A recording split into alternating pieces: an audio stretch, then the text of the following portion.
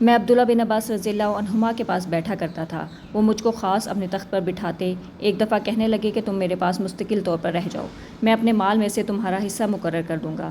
تو میں 2 ماہ تک ان کی خدمت میں رہ گیا۔ پھر کہنے لگے کہ عبدالقیس کا وفد جب حضرت صلی اللہ علیہ وآلہ وسلم کے پاس آیا تو آپ نے پوچھا کہ یہ کون سی قوم کے لوگ ہیں یا یہ وفد کہاں کا ہے؟ انہوں نے کہا کہ ربیہ خاندان کے لوگ ہیں۔ آپ نے فرمایا مرحبا اس قوم کو یا اس وفد کو، نہ ذلیل ہونے والے نہ شرمندہ ہونے والے، یعنی ان کا آنا مبارک ہے۔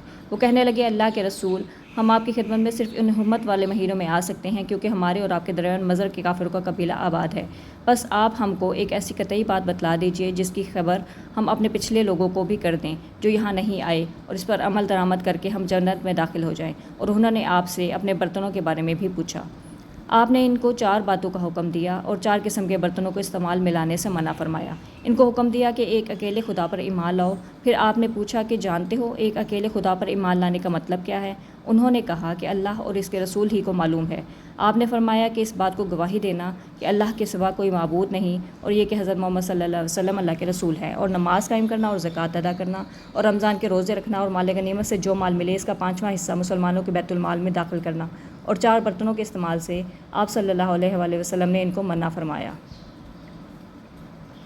سبز لاکھی مرتبان سے اور کدو کے بنائے ہوئے برتن سے، لکڑی کے کھودے ہوئے برتن سے اور روغنی برتنوں سے، اور فرمایا کہ ان باتوں کو حفظ کر لو اور ان لوگوں کو بھی بتلا دینا جو تم سے پیچھے ہیں اور یہاں نہیں آئے ہیں۔ صحیح بخاری باب نمبر 2 کتاب الایمان حدیث number 53۔ Please like, comment, share and subscribe my channel.